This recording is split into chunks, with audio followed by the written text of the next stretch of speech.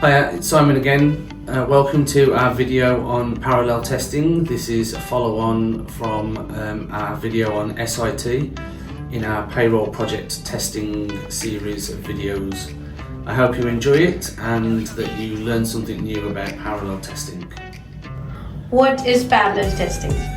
Okay, so apart from being a lot of fun, well, I think it's a lot of fun anyway, parallel testing is a test of the new system, the new payroll system, HR system, time system, against an actual payroll run from the old system. The way that we do that is we load the new system up with exactly the same data as the legacy system had when the payroll was run, and then we run the payroll in the new system and then look at the results and match the results to the legacy system. A huge part of parallel testing is doing what we call the reconciliation. So industry best practice is that you measure against the net pay. So you look at an employee's net pay in the legacy system, look at the employee's pay in the new system, and see if it's the same, and if it's not, then you have to investigate why there's a difference, and that's the bit that I find can be a lot of fun. How is parallel testing different from SIT and UAT? So the biggest difference is that SIT and UAT are both script-based tests.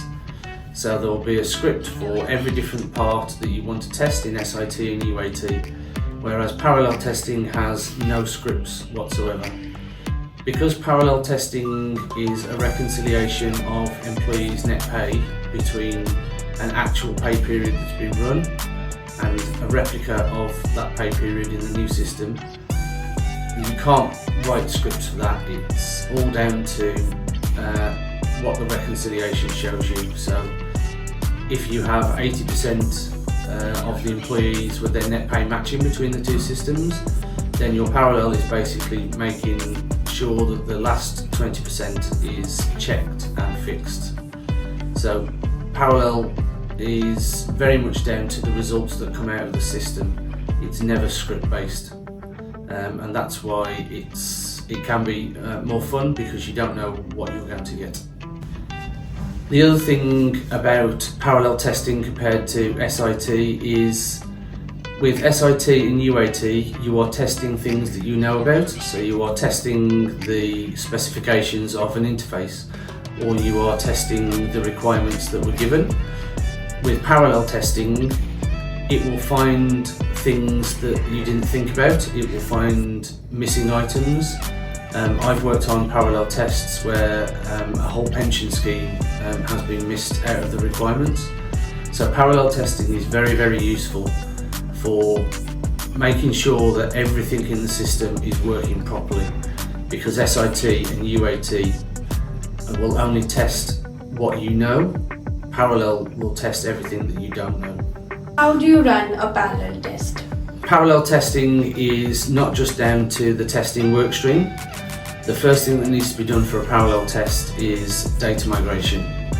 It's really important that the data migration is done very well and very effectively, because what you don't want to do in your parallel test is find that there are differences in employees' net pay because of data issues. The better the data is, the smoother your parallel test will go. So the first thing is doing that data migration, getting the data into the new payroll system, and then loading it with any year-to-dates that are applicable if you happen to be running against a pay period that is partway through the tax year. Once the data migration is in, then you would do a reconciliation quickly of the year-to-dates to make sure that you are starting in exactly the same place as the legacy payroll system did before it ran its pay period. You then run the payroll calculation, produce the results, and then you go through a cycle of reconciliation. So you investigate some employees, find some issues or defects or bugs, however you want to call them, ask the system build team to reconcile or resolve the bugs, and then they will rerun the payroll calculation, produce the results again, and then you do that reconciliation where you start investigating, and you keep going through that cycle until you have got a very high accuracy of net pay between the two systems. Once you've got the net pay accuracy up, then you can go and do your post payroll reports, so your gross to net, your net to net variance, or any other reports that you happen to run on a pay period basis. So how do you choose the pay periods you use in the parallel run? So this is a very important discussion with the payroll team that are going to be running the system after it goes live. So with Parallel, you are reconciling against an actual period that has already been run in the legacy system.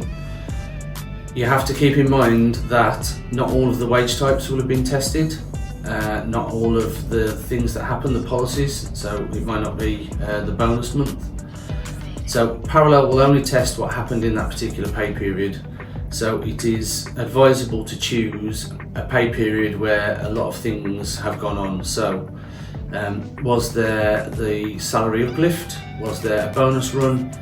Was there a particular payment that only happens quarterly or every 6 months or annually? Just so that you can try and get as much tested in that payroll system as you possibly can.